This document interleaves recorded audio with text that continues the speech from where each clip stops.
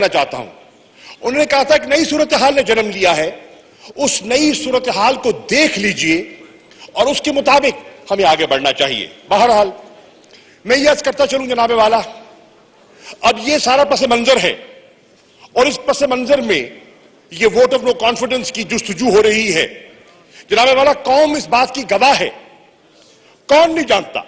پاکستان کی عوام جانتی ہے، پاکستان کا میڈیا جانتا ہے کہ اور کیمراز ریکارڈ کر رہے ہیں کہ ایک ہارس ٹریڈنگ کا ایک ماحول جو پیدا کیا گیا، وفاداریاں بدلنے کی جو کوشش کی گئی، لوگوں کو اپنے ساتھ ملانے کی کوشش کی گئی، ضمیر فروشی کا جو بازار لگا وہ پاکستانی قوم نے دیکھا.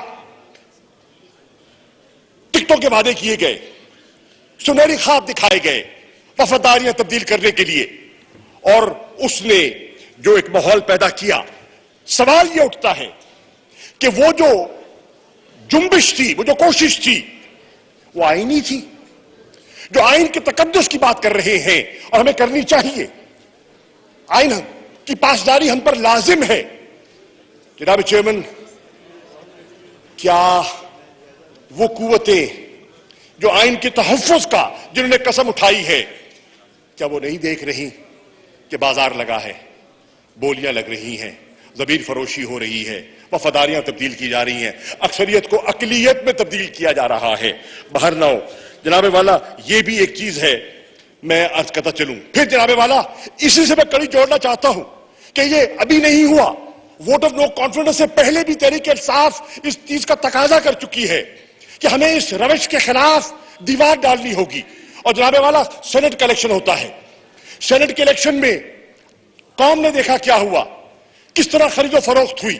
اور مجھے کہنے دیجئے قائد حزب اختلاف سینٹ کے میرے سامنے تشریف فرما ہے گیلری میں، انہوں نے جو خرید و فروخت کی، ووٹ خریدے گئے اور ہم نے اعتراض کیا، اور کس طرح انہوں نے اپنے سینٹ کی سیٹ حاصل کرنے کے لیے جو بازار لگایا، اس کی ویڈیوز ہم نے پٹیشن ڈالی، الیکشن کمیشن میں گئے، الیکشن کمیشن میں ویڈیوز پیش کی، ثبوت دیے.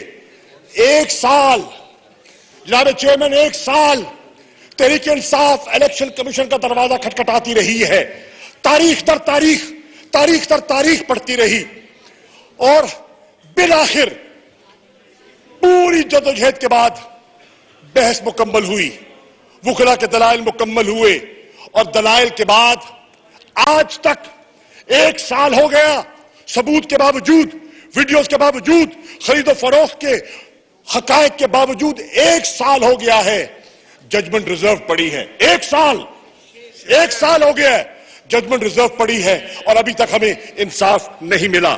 اگر ہم نے بر وقت فیصلے کر لیے ہوتے، اگر ہم نے اس چیز کے سامنے بند باندھا ہوتا، تو آج ہم اس کیفیت سے دو چار نہ ہوتے.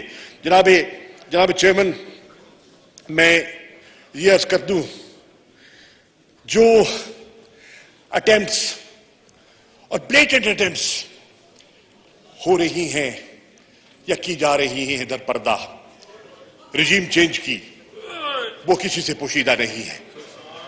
یہ ریکارڈ کی بات ہے. آج ہم ہیں، کل نہیں ہوں گے. ہم سے بڑی بڑی ہستیاں یہاں ہوتی ہیں، ہاں آپ بھی نہیں ہوں گے. انسان فانی ہے، انسان فانی ہے.